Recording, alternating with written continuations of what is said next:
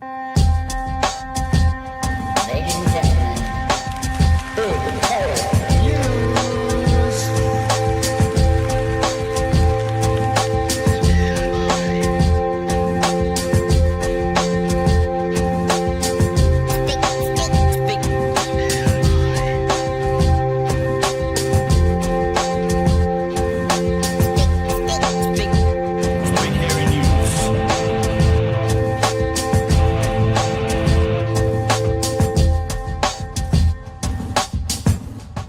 Hey, kia ora koutou, te whānau. Welcome back to another episode of Big Hairy News. Best of over summer. We'll be back to see you super soon. Busy old night tonight, actually, in the Big Hairy News Best of studio. Christopher Luxon went on Newstalk ZB a couple of times through there. Funny, didn't go on Q&A though. Funny. Went on Newstalk ZB Friendly Fire this year, and we're looking at August, aren't we? So that was in August of this year. He spent a whole hour in the studio with Kerry Woodham, and I think he set a Guinness Book of World Records that he talked for an hour and said nothing. That clip is going to come up for you. I've set it up well, haven't I? That sounds like it's worth watching. Barb Edmonds joined us in August to talk about the unemployment numbers that were released being the worst in 5 years. So we'll have a look at that.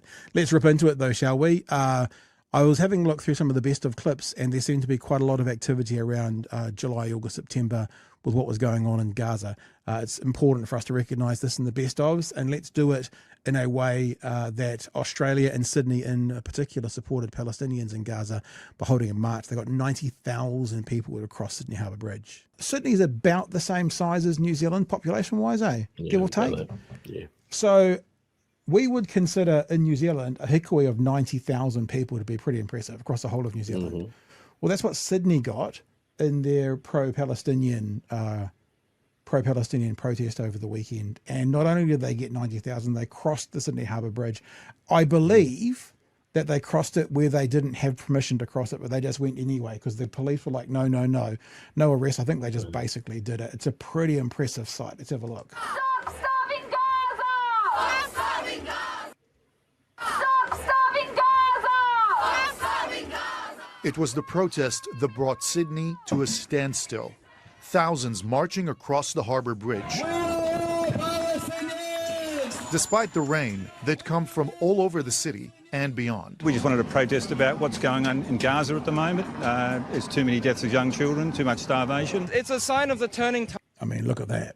Amazing. That's a lot of, I know I've just said 90,000, but when you see it as well, it's pretty impressive. Of the opinion in this country, and it's a sign that people aren't going to put up with it anymore. The choice of location was intended to send a powerful message.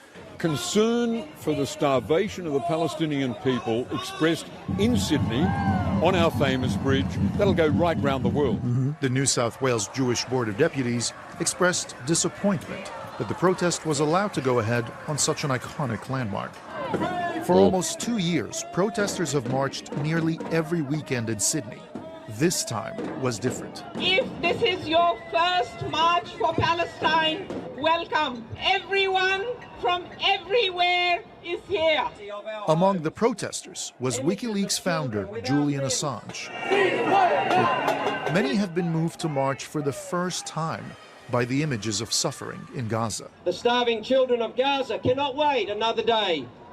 End the violence. There are growing numbers of us who are Jewish, proudly so, who say this does not represent us or who we stand for at all. For some, the sheer numbers of people turning up was overwhelming. I can't look at the crowd. I'm not crying. I can't. Thousands have braved this weather, the courts, and the warnings of the New South Wales Premier Chris Minns to be here today. That's what makes me think it wasn't authorised.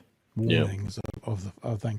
And look, this is a really interesting conversation. I mean, we could stay here for a few minutes if you want. We'll go back to the story, but I'm intrigued by listening to a lot of American commentators and how that, like Republicans under 50 are now against, quote unquote, what Israel is doing. Republicans over 50, different thing. And then obviously the left is very concerned with the genocide going on. Concerned, like Mehdi Hassan said in the weekend, he got accused of being a black and white, being a black and white conversation, and he just said genocide is a black and white conversation, my friend. I'm sorry, but it just is. And this is going around the world. We'll get to the end of this, and we might have a bit of a chat anyway, even though it's not part of the planned program. Their message is the loudest it's ever been. They are deeply concerned about the level of human suffering taking place in Gaza. They want it to stop, and they're calling on the Australian government to act now. There was confusion as police sent text messages to protesters on the bridge, telling them to stop and turn around. Hi, Sergeant James here. Can you turn around? Yes, okay. Oh, Sergeant James just texted me. I should turn around, apparently. Yeah, we all got to turn around, all 90,000 of us. 50 reasons. A short time later, it was announced people heading to the city could walk back over the bridge to avoid a crowd crush at the northern end. We had to scramble, we had to make snap decisions. It came very close to us having almost a catastrophic situation. Thousands more protested in Melbourne. Marchers tried to walk across the King Street Bridge, but were turned back by a line of police officers. You see there, though, talk about civil disobedience. I mean, they've closed the bridge down anyway. Yeah, because obviously, line of police, the bridge is now shut. So they didn't get to walk across it, but their civil disobedience has probably done in part what they wanted to, which was create an issue to bring attention. And good to see, the cops allocating hundreds of police hours to, stand on a bridge so people can't walk across a bridge rather than, solving some crimes or something. Great allocation of resource. But were turned back by a line of police officers. In Adelaide, hundreds gathered at Parliament House in the city centre. A day for ordinary people to make their voices heard. Nabil Al-Nashar, ABC News, Sydney. So I thought about this today, actually. And look, to be honest, we've known this for a long time. But when you just kind of finally get a thought that solidifies your thoughts, and it's like, if you don't acknowledge what's going on in Gaza at the moment, there are still some people saying there's no starvation. If you don't acknowledge that now, if you don't see or say about that now, you are willfully ignoring it. Like there's no debate anymore, And I'm sure you've seen around the place that Green Beret, we featured him last week, who's come out giving the examples of what's going on, and that just tragedy of a story where he's holding up the photo of a small Palestinian boy who kissed him on the hand, who then, within a few minutes of doing that, was shot in the head by IDF snipers and stuff. So, it's if you're not, let's not even get into the politics of it with someone. If you're not at least acknowledging what's happening, then it's willful. You're willfully ignoring what's going on. Clint? Yeah, and it's taken so long for the Western political elite to wake up to it. One of the first times I was on with you guys, early last year, we were talking about this, and it was already horrible and unjustifiable. And they had Netanyahu over in Congress, and everyone stood and applauded for him. Rounds of applause, and now they're all starting to realize what they've been applauding. And, I think it's telling that that was ABC, wasn't it? You had a Arab reporter covering it. It's not so long ago that any coverage of what's happening in Palestine from an Arab was, not trustworthy, right? And so I think that, the center of gravity on this conversation has shifted, but only because of the immense human suffering that is occurring, and it's taken too long. And to think that even saying anything about this was getting kids kicked out of university and deported from countries and branded Hamas lovers, and now you can have 90,000 people walk across the Sydney Harbour Bridge and acknowledge this and truth, and finally it can be covered in a way that isn't, horrible and frames anyone who objects to what is happening in Gaza as a terrorist. Yeah, and you still hear those, and I'm thinking of one particular commentator they're wearing the Hamas scarf and that kind of stuff. If you're still talking like that today, it's willful. It's just you are. I don't believe anyone with an ounce of sincerity won't look at the broad reaction to what's happening in Gaza, whether it's international aid agencies, whether it's British doctors who are coming out, whether it's American soldiers who are coming out and go, they're all lying and Israel's telling the truth. You know what I mean? It has to be willful because just logic dictates not everyone's lying. And if you've got hundreds of people who have been there and seen that are saying one thing, and one government who is, or affiliates to that government with a vested interest saying the other, yet the others who aren't connected are all saying the same thing. It's willful. It's just willful. It's even, there are Israeli ministers coming out and saying exactly what they want to do to the people of Gaza. Yeah, Smoke Ridge or something his name is. Yeah, they're pretty blatant about it. It's just horrible. It really is. Yep. Which was really pithy. A pithy turn into a new topic then. Now, I'll tell you what, the thing there was also lots of conversations in America about how people like Cory Booker, I think, who was a Democratic senator or congressman, I always get them confused. He was in a photo with Benjamin Netanyahu, but apparently he was hiding his face. And then there was other American Democrats who were in with him, showing. And I think I heard, and Mehdi Hassan is like the goat in all of this, him saying something like, what's happening in America, what's happening in Gaza at the moment amongst, and I'm going to have a stab at the numbers, I'm pretty sure I'm accurate. It's like amongst Democratic politicians, 13% are going like genocide, it's bad. Amongst the public, it's 88%. And you don't see that. And the unfortunate thing, and the example that was given was on same-sex marriages. What happens is politics often follows popular opinion. And like we remember, Hillary Clinton and Barack Obama were saying no to same-sex marriage right up until sort of the 2000s, in the 20s, the 20 aughts. And then popular opinion swayed, and then they went with it. Popular opinion on this is swayed, it's gone.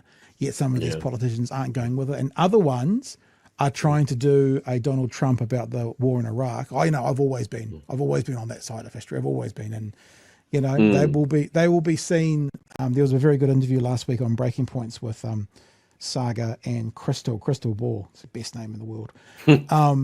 Got a Democratic senator, female one, I can't remember her name off the top of my head, and she just said to her, you're complicit. You voted for these, you voted to support Israel getting funding. How does it feel being complicit? And they know it's big because it broke the mainstream in America. Often the independent news, even though we look to it as a big source, doesn't break mainstream, but that story and the Mehdi Hassan Jubilee, those two stories broke mainstream media quite heavily. So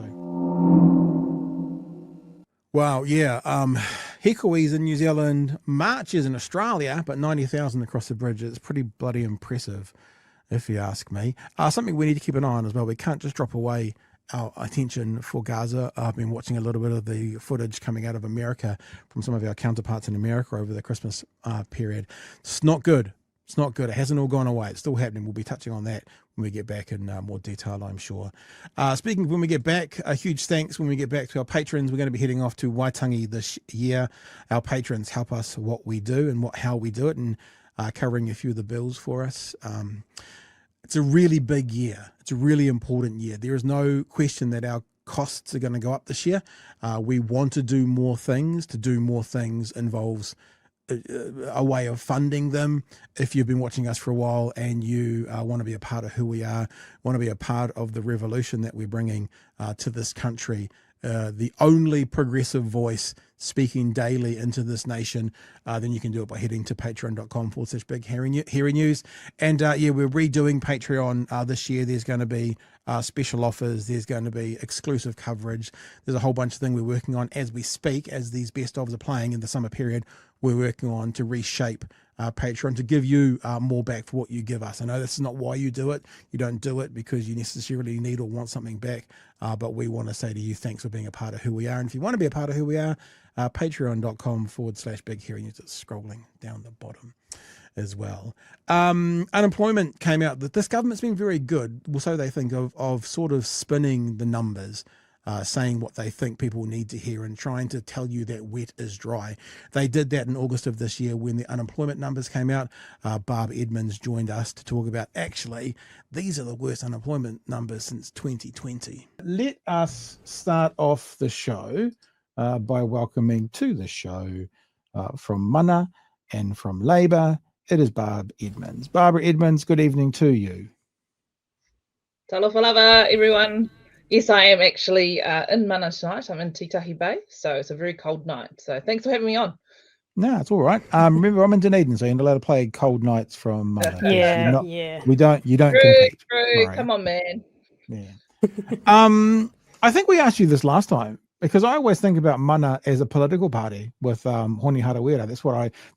But Mana's going away, isn't it? The actual electorate. It's not going away, but it's being changed. And at the next election, there's going to be no Mana, the electorate. It's going to be absorbed into another. Hey, that's right. Yeah, we should know later this month the confirmed boundaries for the 26th election. So Mana, Ohariu, and Otaki as electorates are all gone, and they get subsumed into two electorates, which is now Kapiti and Kinapiru. So yeah, Mana does change. It's the first time since the electorate of Mana was formed back in the early 90s. So it's a big change for us, but it's one of those things that the Electoral Commission's had to do because of the numbers. And are you going to wait till you see the actual boundaries before you and your colleagues decide who's going to go where? Yeah, and we go through our normal selection process that we do before every election. So for every electorate, even if there's a standing MP, you've got to be selected and stuff like that. So we'll still go through that process. All right. Thanks for coming on tonight. Appreciate you giving us some time. We are talking numbers, and we've got a series of nerds we like to throw out there, and you're one of them, but we mean that in the nicest possible way. So I thought we might do TV3 or Stuff 3 or Get Stuffed with 3 or 3 Get Stuffed or whatever they're called now. They had a slightly more, a bit of a quirky take on this. They kind of focused on the youth unemployment more so than the overall story. So there's more about what's happening with young people in this and less about listening to exactly what Nicola Willis said from her perch. Let's have a quick look at this, and then we'll delve into the numbers. The job marketplace is incredibly competitive. Thinking about applying? Haere and apply. IKEA says at least 15,000 people applied for 500 jobs at its new store in Auckland's Sylvia Park. Think about that. 15,000 for 500. So 14,500 rejection letters, 500 employees. There's your anecdotal evidence which points to the real issue anyway. It shows it right there. Park, the desperation fueled by around 1 in 19 of New Zealand's workforce being on the dole. In Auckland, employment decreased by 23,000. I've just been released from work, so I'm trying to find a job before I do run out of money. In the 4th year of his apprenticeship, this young Sparky's already gone for at least 7 jobs in 3 weeks. And how's morale? Just got to keep high hopes, pretty much. Make sure you keep pushing forward and try to find something, In fact, young people are more than twice as likely to be unemployed. So if it comes between a young person and a person with more experience for the same role, then often the experience will be the thing that tips them over. Young people often are often super keen to be given an opportunity to step into employment, and they often bring that enthusiasm and energy, and they often just need to be given a chance. For some, that's sounding more like fat chance.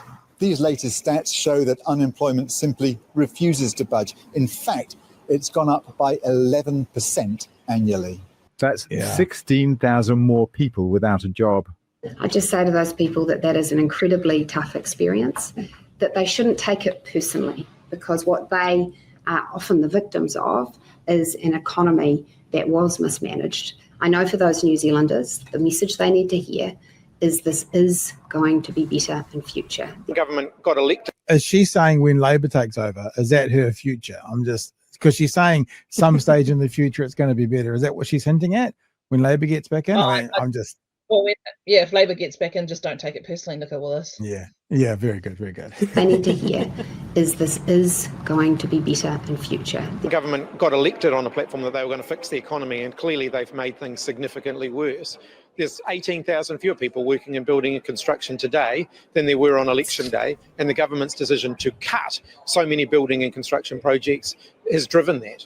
Interest rates have now come down, but it takes some time for firms to take those plans off the shelf and turn them into reality. That's why the government is leaning in to do our bit, why we're kickstarting those $6 billion worth of infrastructure projects before Christmas.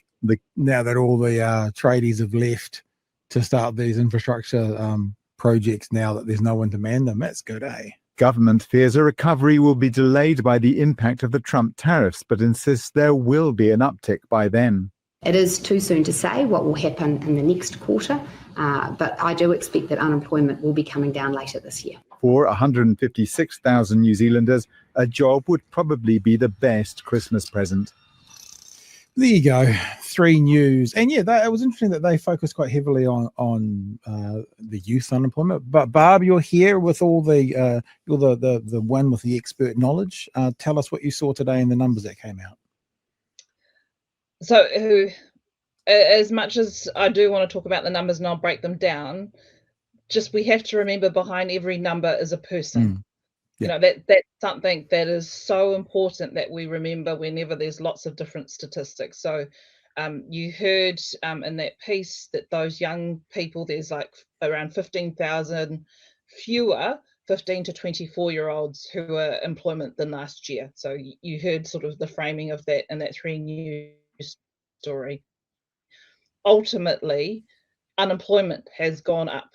That's the major key line that you need to remember, because the number of it's increased to 5 in New Zealand, it's just gone up. That's the most easiest way to explain it. The figures as well for Māori and Pacific still don't look great.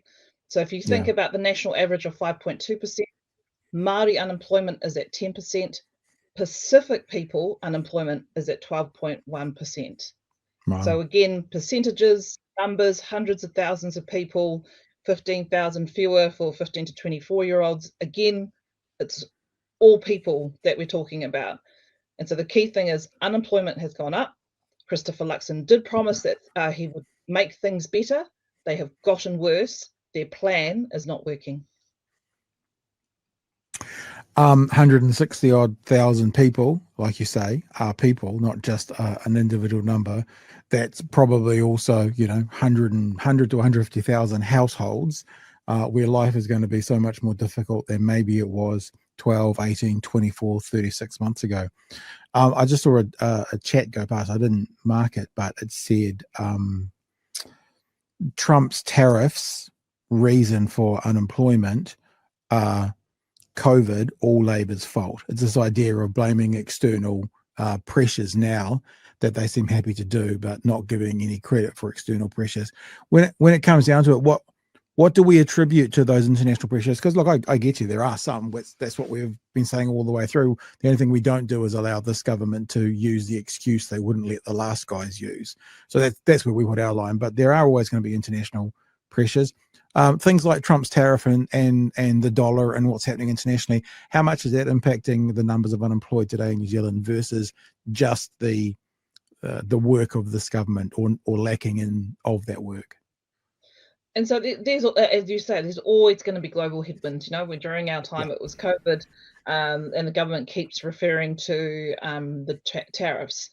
But when those times are tough, that's when the government should do and can do more to help provide well-paying jobs. So, for example, what they've done in the infrastructure and construction sector by pausing, cancelling and reviewing government projects, boom. That's why you see 18,000 less construction roles. That's why we see that young person on that 3 News who was an apprenticeship Sparky. There is no pipeline for probably his firm or the firm he worked for to keep going, for work to keep going. These are all government decisions. When you pull a handbrake on billion-dollar projects, this is exactly what happens. And I know I've said this a number of times on the show, but it's very plain and simple economics. When the market is failing, that's when the government invests. And that's not what we've seen with this government. And they're continuing to cut the things that would help the economy move. Pink Chewy, do you want to jump? I did stop for a second when I saw your name. You want to jump in with any thoughts or questions? Too many questions, too many. So I was looking at some of the numbers because I was curious in all of the different things. And I learned about underemployment, which is even more fascinating because and all the little bits that go into underemployment, the umbrella.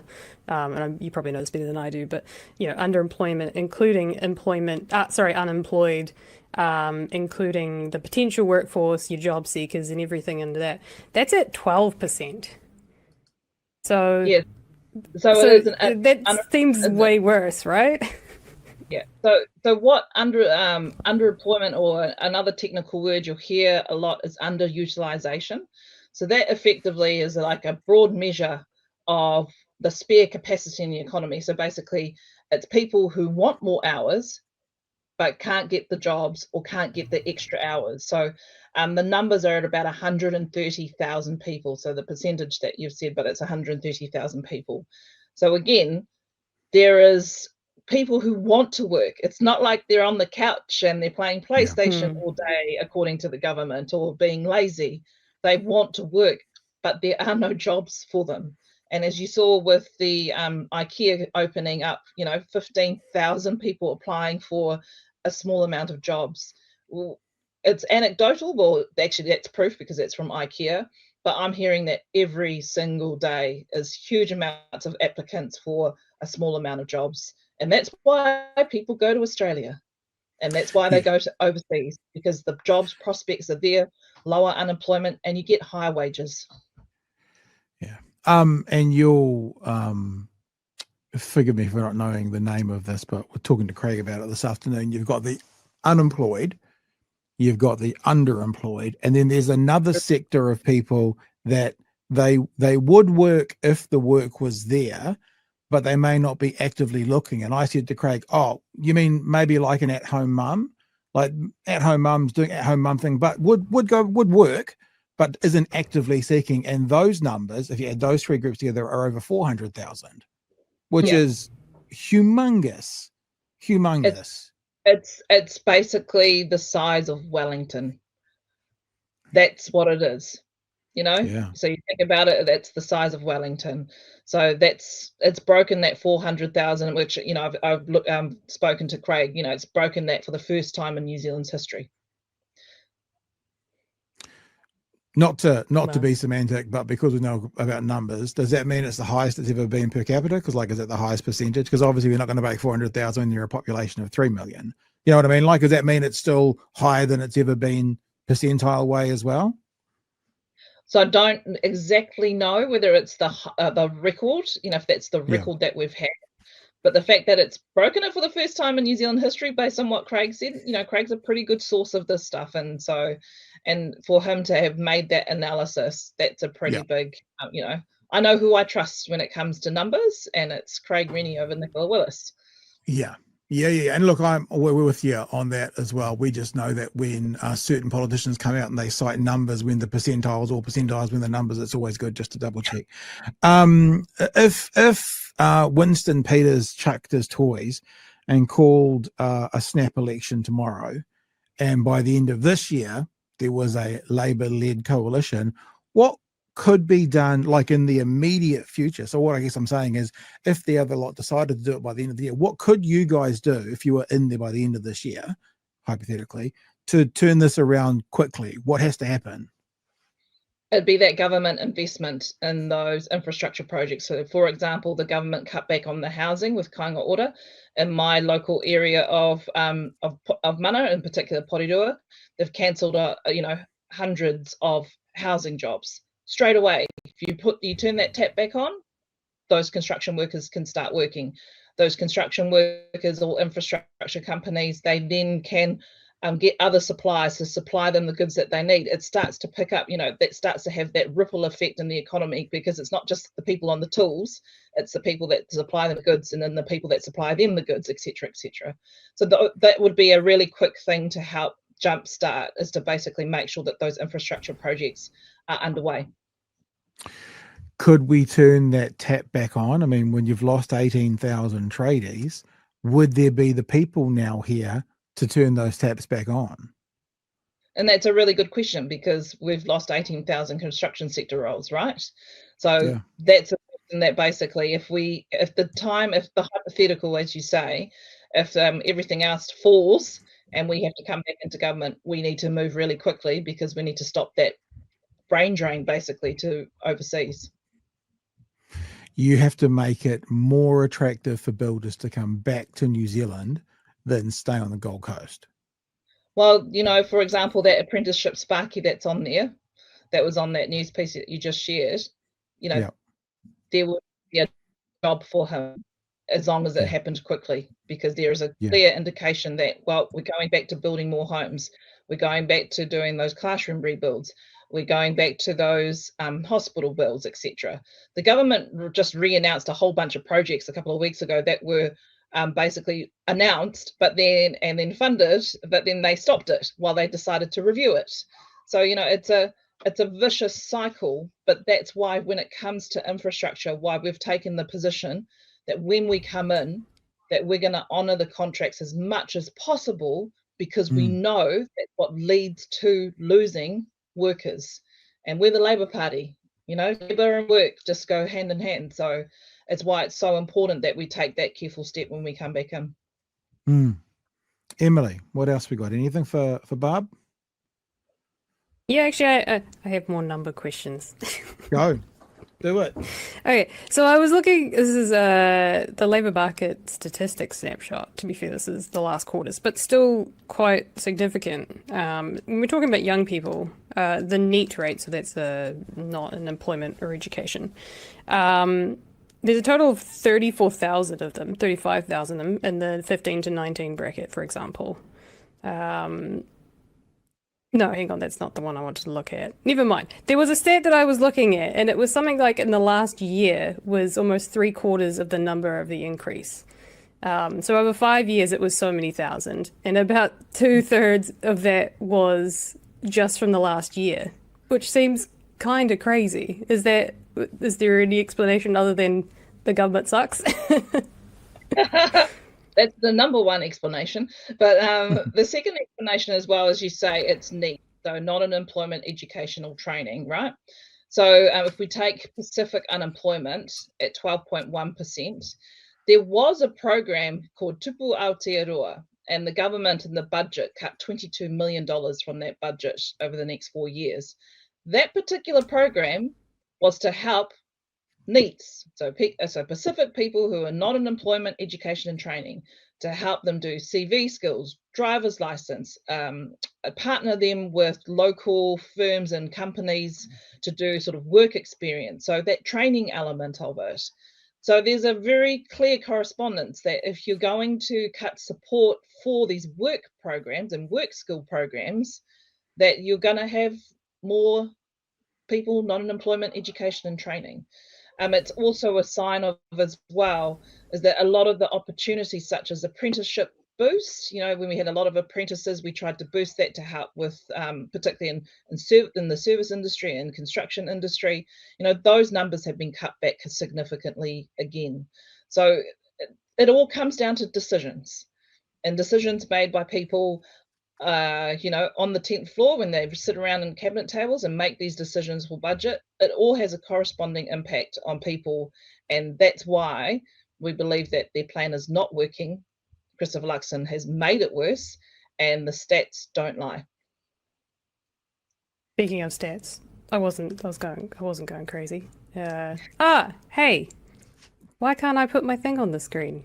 Oh, you got to take mine off. If you've got to hang on, look, see, I removed mine. Now you can do it. Sorry about there's nothing on there. Yeah. Hang on, get rid of that one. This is the one I was talking about. The total 86,000. The last year was plus 6,000. So in the last 5 years it was plus 8,000. So that, if I'm not incorrect, that seems kind of crazy. Like a lot of that's coming from the last year. But the NEET rates are very high. There's a lot of government investment that's been pulled from the economy and they've made that choice really clear, so this is what happens when you promise things like tax cuts and you can't afford them and you have to find savings elsewhere. Speaking of tax cuts, I think there is a very common conversation going on at the moment, because I think Chippy said that we'd know more by the end of this year. Wealth tax or capital gains tax? Anything to share with us on, what's going to happen? You'll know more by the end of this year. Don't do that. No one's listening. It's just us three. Just be honest. I'm sure no one's listening. I know the press Stop gallery. the cameras. You can tell us. Do you have a preference? Even if you don't tell us what it is there a preference? I'll tell you what I said the other night. I like the idea of CGT over wealth tax. CGT seems so much cleaner. It's like when you sell a property, it's good to go. Wealth tax, you might have someone in the same house for another 10 years who's retired that gets kind of a debt on a debt on a debt because they can't afford to pay it, so it gets paid back. So if you're speaking to Chippy, if you're around the table, tell him Pat says CGT, if anything. What do you reckon, Barbara? Is that a good idea, or would you go the other way? I'll tell Chippy that CGT. Any thoughts on what the Greens proposed with the wealth tax, where it was if you can't afford it, you kind of pay it retrospectively? Any thoughts on that particular idea? You mean prospectively, so you pay it later, but over time? Yes. Yeah, pay yes. it. Yeah. I think with their policy, right, you got to look at, 1, what are the unintended consequences? 2, when it's a tax, you got to look at who does the tax fall on, so tax incidents. 3, the administration of the new tax or of a change in the tax. That's a really key thing as well. So if you're going to make people that have, if the Greens, which is I understand their prospective tax for wealth tax, to Chippy's point, sorry, not Chippy, Pat's point, debt on debt on debt. So does interest and penalties apply to that? Because we have an interest and penalties regime for tax here in New Zealand. If you don't pay it on time, you get an interest and possible use of money interest, and you also get penalties depending on why you didn't pay it on time. So these little things, they're complex when it comes to tax, and there's a whole bunch of things you have to think about. But that's for any tax, not just a wealth tax. For a CGT. So that's what you're currently thinking about, is it? Those sorts of things. I sort of, what's the word? I don't know what the Pākehā word for it is, but or the English saying. But kind of, I learnt my trade in tax policy. So that's where I started in tax, was tax policy. So that's how I think about any tax policy, including the stuff that Nats bring forward through Parliament. I think about those different policy considerations. Yeah, and like a pro CGT government tax policy says what?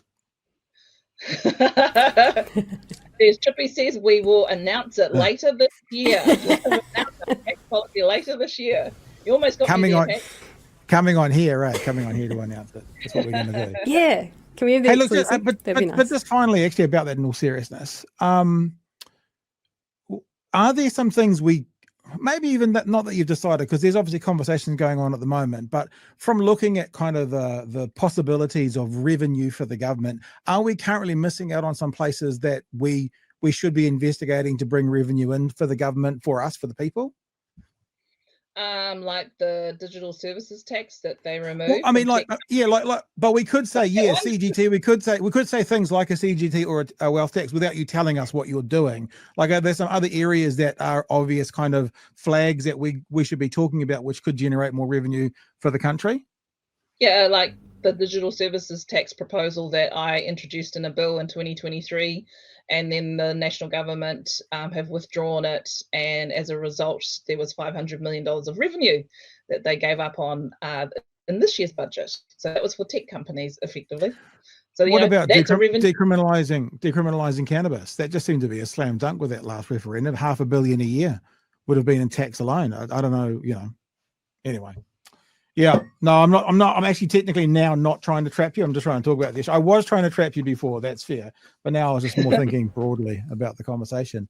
National Party's just had their conference. When are you guys having yours, and where is it? Usually it's at the end of the year. So normally we have it in November. We had last year in November in Christchurch. I think this year's in Auckland, but don't quote me on that one. That's one for our President Jill Day, but I'm pretty sure it's in Auckland this year. All right, might see you there. I won't. Oh, see you, yeah. I'm just saying It's apparently warmer in Auckland than Dunedin. I don't know. I don't. Those kind of rumours are filthy and disgusting, and I will not have a bar of it. Hey, Barb, thanks. Auckland's warmer than Wellington, and when I got home into Wellington today, it was warmer in Wellington than Auckland. Yeah. Hey, thanks for joining us. I appreciate you giving us some time. Obviously, we'll keep an eye on what's happening with the unemployment rate, and love to talk to you again super soon. Cool. Thank you, ka kite. All right, Barb. All the best. Barb Edmonds there on the new unemployment numbers. BHN store is up and functioning and running at the minute. If you want to be a part and wear some of your favourite merch, head to bhn.nz, head into the shop. And in the shop, there's all your T-shirts and your hoodies and your and your mugs. Look at that, eh? Your mugs are there as well, and your stickers and it's actually a proper store now, isn't it? And your what are these called? These are called enamel pins. We're posting stuff out during this break, so if you're interested, you can be a part of us. The other thing you can do, of course, is get a massive discount. So to use the code Xmas2025, you'll get 30% off everything in store except for the mugs. As you can see, $12.95. We've set the mugs at an incredibly low price. Most podcasts sell their mugs for sort of between $20 and $30, but we're doing ours for $12.95. So we don't have the margins to offer the discount, but we just think we'll offer them at that price permanently all year long. They are hand wash only, so they're not safe for dishwashers, and they are the best 5 mugs in the history of podcastdom. And remember, Xmas 2025 for 30% off anything else in the store. Alrighty, mighty, let's keep trucking, shall we? Christopher Luxon, who is an expert in saying lots of things, or using lots of words, but saying nothing. That's what I was trying to say. He spent an hour with Kerry Woodham on Newstalk ZB and did exactly that. Talked for an hour and said nothing. Let's start off with the Lucky Luxon. Luxon. Cluckety Cluxon. Mr. Luxon was on Newstalk ZB today. And you know what else I saw when I was watching this show? I'm like, fuck, these adverts suck. One question, Nick. I used to work there. I know what 9 ad breaks an hour feels like. Yeah. I'm actually watching it since you've been out of it. It's like, man, this kills conversation. Even Kerry Woodham in the conversation was like, I'm so sorry for all the ads. I'm like, dude, they're what's paying you that hundreds of thousands of dollars salary you get. What a killer, man. What an absolute killer. Right, we're going to have a look at a couple of things. Then we're going to delve off into some, we call them facts that Mr. Luxon and Kerry Woodham don't seem to know about, but we'll pull some of those back in during this conversation. The first part of the conversation we're going to play, though, is talking about nursing and the restrictions around nursing and what's happening with nursing, because this government keeps telling us we're doing this, and it feels like we keep hearing from the medical fraternity, you're not doing anything. So it was to her credit, Kerry gave a few soft pushbacks. It did. She certainly leaned at the end, talked about, because you certainly don't want to see the Greens and Te Pāti Māori in there, so we know where her bread is buttered. But she gave a couple of gentle pushbacks along the way. Let's hear the conversation about nurses and needing more of them.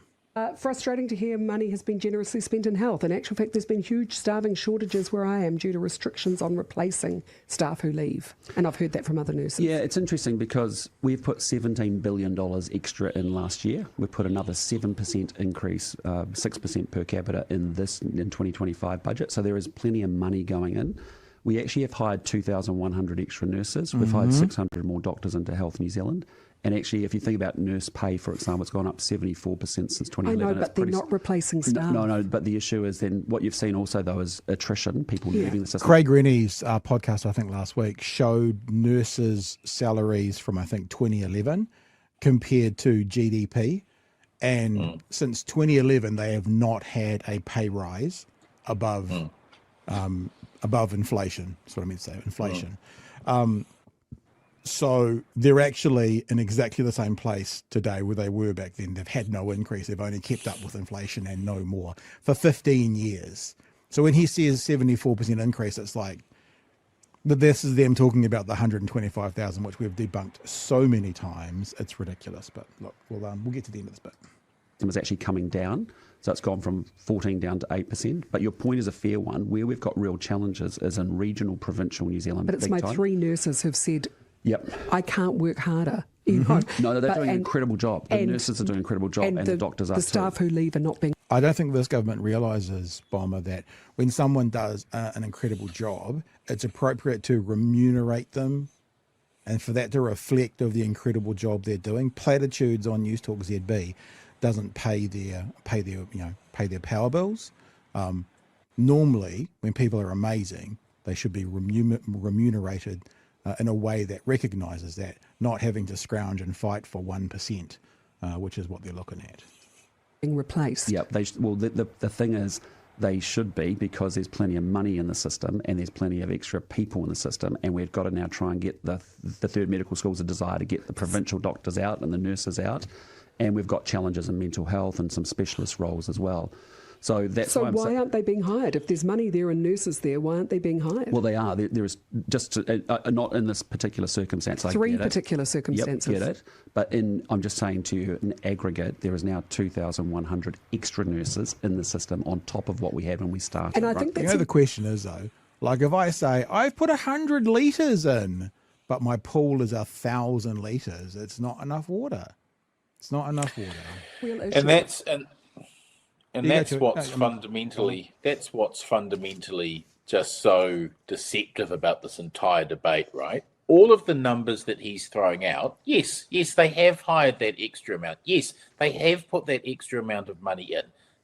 No one's suggesting that isn't the case. What we're suggesting is that they put that extra money in, but they were asked for so much more to be able to pay for the aging population and the increase in people, the population growth, right? Yeah. So they say, yes, we'll put this extra money in, but it wasn't actually what was asked for. What was asked for to keep up with the population and the aging population was far more than what they put in. Yeah. And so he can say we've got 2,000 extra nurses, yeah, but we needed 4,000, mate. Yeah. Right? That's what we're going to go into. Yeah. We're going to go into the facts. Something else that I haven't actually shared yet, and I'll do this. You see what I'm holding in my hands here? 2 pages. Yeah. A nurse wrote me, and I'm now putting it away so you can't see the name. A nurse wrote me a 1,157 word email about what nursing's really like today. And after we hear from Luxon telling how good they're doing, I'm going to read you maybe not quite half, but maybe 40% of this, obviously taking away all the identifying information to actually hear from a nurse how great it is that Luxon's telling them. So this has got about 60 seconds. We'll get to the end of this clip and then we'll go into that.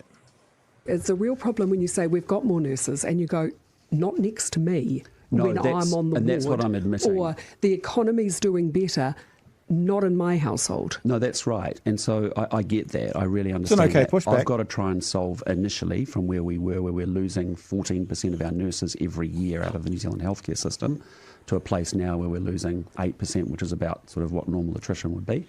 I've got to do everything I can to put the money in at a system level, but I agree with you completely. You know, we have big gaps of support in key parts of our healthcare system, and we've actually got the money going and we've got the people being hired, but they're not being deployed in the right places, or there's more work to do to get them perfectly deployed into the right places. So who fixes that? Well, so for example, you know, we know we've got a challenge in provincial and rural health in New Zealand, right? It's really hard because you get efficiencies in a big city and you can end up with postcode lottery as a result. Yeah. So what which is what we have got. Yep. And so what we've done is said, look, if you're a GP in a regional New Zealand area, we will give you $20,000 to go off and actually hire that extra nurse that you might need.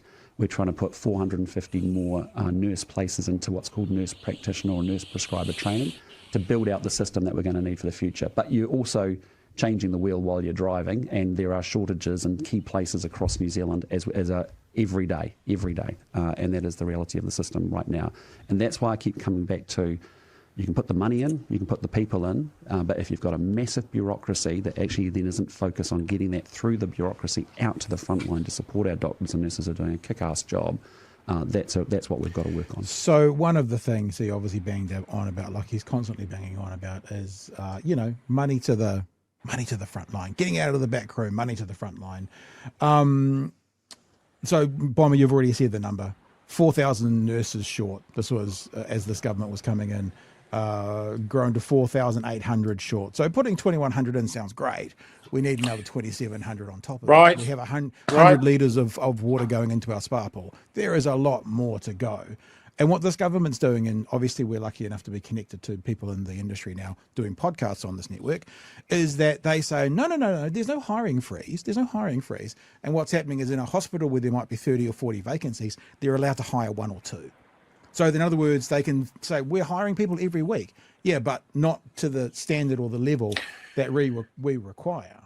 And the other thing that's really important to understand in all of this is that a lot of that extra money that they keep claiming and keep pointing to pouring in, that's not going to public health. It's going to private health companies, for-profit companies. They are stepping in and they are getting more of the public health purse pushed their way in really cushy deals. And this is part of a privatization agenda aimed at public health that we're having in public education, that we're having on our roads with mass surveillance networks now. This is an ongoing privatization agenda, and it's not explained that way because the ideological framework is considered too complex by news producers in the mainstream. So it's never explained actually that this is part of a privatization agenda, right? Yeah. It just is. And unfortunately, I mean, like with all due respect, I would welcome him on email this week again to Simeon Brown. Love to come on and talk about the nurses. No reply. No reply. Here's some more information being out there. So the back room front line, out of the back room into the front line. This is from the NZNO. Recruitment has now been paused on all hospital roles that are not patient facing. So these are the backroom officers, and all public health roles that are not community facing as part of the cost cutting. Health New Zealand Te Whatu Ora says new measures will not impact frontline services. New Zealand Nursing Organisation Chief Executive Paul Golter says it appears that little consultation has been done on this change and what it means for frontline staff such as nurses. Health New Zealand Te Whatu Ora should have spoken to unions before going ahead with this move. It is inevitable that this recruitment freeze will impact frontline services. It will lead to understaffing in support roles such as admin, IT support, laboratory testing, data collection that will directly affect frontline staff. These roles are the ones that support frontline workers to do their jobs well. Health is a system that needs both frontline and non-patient or community-facing roles to work well. And I don't think it could be said any better. I've always used the example, could you imagine your primary school with no caretaker? How would that fall over in the space of just a day or two? This poem from RNZ goes on to talk about the freezing roles that we've just said, one very quickly. A nurse at the Southern DHB told RNZ a role in their department had been empty for about 10 weeks after a colleague left, even though a manager requested they be replaced almost immediately. Normally approval would take about a week, 2 at the most. She wanted Te Whatu Ora to be honest about what was happening. An internal Te Whatu Ora recruiter who asked not to be named said many of her colleagues had been in tears as they spoke to angry clinical managers, wondering why nothing was happening about roles that needed to be filled. The managers had been initially told the freeze did not apply to clinical roles, but recruiters have been told to pause everything. Of course. Everything. Of course. Of course. I've got this email I want to read, but do you want to say anything about that stuff before I get into it? No, please. I'd really like to hear this. So 1,157 words. Obviously, I'm taking out all the identifying information, including what kind of ward they work on. So I won't even say, is it cardiac? Is it what? I'm not even going to say. So I've been told in this email all about the ward that this nurse works on, and goes on to say this. It's a heavy ward whose patients have very complex needs. In most cases, very complex need in most cases. We are struggling. We've had, I think, 6 nurses leave this year. They've hired 3, only 1 new graduate, but the funding for the others had been declined. We only have 5 nurses on our ward who have been nursing longer than 5 years, which means greater than 75% of the nurses on my ward are juniors with less than 3 years experience in New Zealand. We do our absolute best for our patients, but the lack of experienced nurses is evident, which also means that the average nurse is absolutely not earning anywhere near the 125k mark that this government claim. I'd be surprised if our charge nurse earns that, more than that, and she's been in the game a long time. We are short-staffed all the damn time, is literally in capitals. I was injured on the job a couple of weeks ago at a night shift. We were 2 nurses short. I had 11 patients, all with quite high-level needs, multiple IV medications, all due at the same time, etc. A patient spilled something on the floor and failed to let anyone know. I went in to answer a call bell and slipped over, and it sprained my wrist quite badly as I put my hand out so I didn't smash my head on the metal rail of the patient's bed next to the space, and bruising my hip. Things could have been much worse if I'd hit my head, that's for sure. I went down to ED to make sure it wasn't broken, which thankfully it wasn't, but I had to return to the ward to finish my shift in 7 out of 10 pain. I couldn't have adequate pain relief, only paracetamol and ibuprofen, as per the protocols. If I'd had any opioid analgesia, I'll say, I would have been deemed unfit to return to my patients, which was not an option. I couldn't leave the 2 other nurses to finish my workload of medications. I still had to complete all my patient documentation and file an incident report for my fall so I could be covered by ACC, then hand over all my patients to the morning nurses. I'm still in pain, have weekly hand rehab, and am very, very angry. Management were aware of the short staffing before we even arrived for the shift, but they couldn't do anything to help cover us despite wanting to. Then there's a paragraph about pay. The point gets made that most nurses are actually not full-time. They're on 0.8 because they can't physically do any more, which means even when you're hearing 125, if that was right, it would be 0.8 of that. It wouldn't be 100, but it's not 125,000. Last paragraph. My point is we are seriously struggling, not just as a profession, but as individuals too. I'm sick of this shitty government, their elitist, entitled bullshit.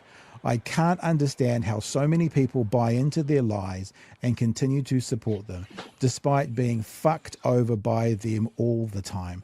I'm sick of being sworn at, spoken down to, having urinal bottles thrown at me, being punched in the face by dementia patients when we have to change their soiled pads, adult nappies.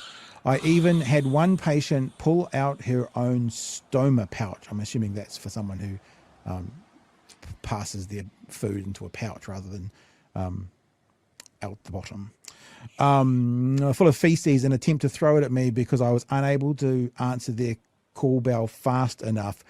And why couldn't she answer it fast enough? Because I had 4 other high-need patients to look after at the same time. I've been threatened with violence, spat at, called names, all for what? A system that thinks I should be grateful for this treatment because I actually have a job when others don't. Told that I knew what I signed up for when I became a nurse. It's all part of the job, and I'm being selfish and greedy for wanting to be able to pay my bills and save for the future. Last bit, 3 lines, most important bit. This government don't give a flying fuck about us or the public. It's getting to the point where chats around the break room are turning from any plans to move to Australia to what professions we could or would do when we leave nursing. 1,157 words, you got about half of them. Mr. Luxon, I hope you get a copy of this video. Be nice to get some response to the actual nurses rather than the echo chamber of people believing what you're saying about nurses. Any thoughts, Bob? I really think that part of the adaptation that the left needs to pick up in terms of moving forward is an appreciation of those who work for the state and the incredible importance that they play in the egalitarian in our egalitarian, liberal, progressive democracy. I'm someone who believes that there needs to be a 15% pay rise across the board for nurses, for doctors, for public servants, for the bureaucrats there, for the firefighters, for the police officers, for the teachers, the people who are actually the backbone and the muscle of the kind of services that we all collectively need and are also important to us. We've actually got to do our public servants so much more good. We've got to look at 4-day weekends. We've got to look at more mental health days off. We've got to look at more holiday time. We're never going to be able to compete completely with the Australian wages. We're never going to be able to compete completely with the American wages. So let's give a quality of life in terms of our conditions here. And you start that in the public sector, and then you move to get it into the private sector. But to be able to do that requires us to tax the rich. And when you look at what this government has done, they have borrowed more than Labor. But the reason why they've borrowed more than Labor is so they can give their mates great big tax cuts and landlords tax loopholes to be able to exploit, and their mates in the tobacco bloody industry hundreds and hundreds and hundreds of millions of dollars in subsidies. So there is a way to be able to do this. There is a way to be able to pay people like that nurse who are the bloody heroes of our country, the people who teachers who are working in bloody low socioeconomic areas, the policemen who are having to try and, tie together wounded communities, the people who are out there doing the work that makes the egalitarian state what it is. We should be giving them some more love. And there's a way to do it. It's just the right go, nah, fuck it. We want the tax cut, thanks. 100%. Yeah. Couldn't say it much better, so won't even try. We'll just jump into the next conversation with Mr. Luxon because we do have one more clip to play. Yep. The last clip, we've just got one other one to play. And actually it was, again, Kerry Woodham. I know where she sits politically. Personally, I think she's a pretty horrible person from personal experience. But she does a couple of things here and she pushes back. And this is based on someone does a talkback call, they phone in and they basically go, when, Mr. Luxon, when are we going to see all these things you're promising? And Luxon, I don't know if you picked up on this, Bomber, I should have had it queued up. He said last week, we own this now. He was talking about inflation. We own this now. And I think he admitted that last week, and they're trying to walk it back already because the economy in general, you own this now. But when it doesn't suit, they still seem to want to blame Labor. And when it suits, they kind of go, well, 5.2 is pretty good. It was supposed to be 5.4. Look how good we are. A caller who you can hear is I would suspect the caller is still not someone necessarily politically, ideologically we would sit with. But it's a bit like in America how even the people who voted for Trump are going, what have we gotten ourselves into? The people who voted for these guys still haven't got what they've been promised. And they're now going, when? So that's pretty much that. I'm been working 45, 50 hours a week, Monday to Friday. I own a business and I run that in the weekends. Christmas time, I am pulling the pin of running my business because of all the tax that I have to pay. Tax, ACC, I'm sure you know, GST and everything else. My wife and I, who run the business, in and out of hospital, left, right and centre, because our bodies can't hack it anymore. We've been doing this for 10 years. And I know...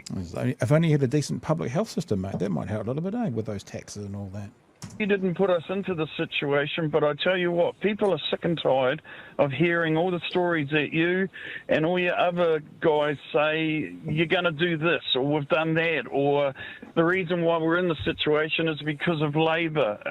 When are things actually going to stop being talked about and actually happen? Because I'm going to run myself into a grave.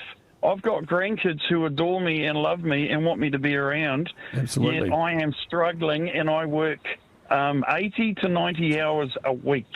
Yep. And that's it. That's what I was saying before, that disconnect between hearing that the economy's doing better. He's exhausted. Yeah, no, I get it. It's really tough. It's really hard. And this is the consequence of a recession that we've had for 3 years. That's been the toughest since the early 1990s. That is the reality of what's happened in New Zealand. Answer. answer, Luxon. He's looking for an answer, not for you to explain what you see right now. What's the answer? When's it going to happen? And, you know, there you've got a situation where someone's working incredibly hard, cannot get ahead. We know and this. that's He putting just huge said stress and this. pressure into their Answer. life, into their family's life. And I get that and I understand that. That is the consequence of not managing an economy We well. were told survive to 25. Here's 25. When will people start to feel better? Well, what I mean, again, this doesn't help an individual circumstances going through a really difficult and tough time. But at the macro level, the economists are saying to us, we're peaking with unemployment. We're expecting 2.7% growth. We're expecting to create 240,000 jobs in the next 4 years by virtue of the long-term plan, economic plan that we've put in place and that we've been implementing. But you've got a challenge here. One is we've got to run the economic stuff really well, which is the big picture stuff, which all sounds very numbers based. We've got a plan for how we grow the future and get more wealth into the country. But in the short term, you've got people wrestling with the cost of living.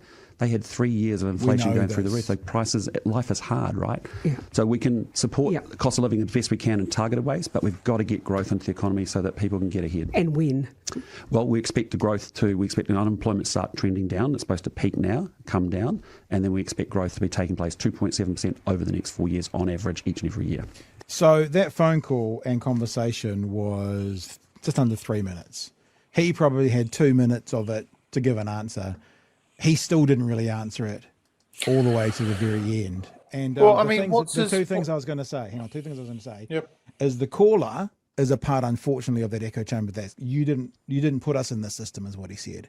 It's like, actually, there's been some decisions made, and as you already mentioned, some about tax refunds that have absolutely contributed to this situation.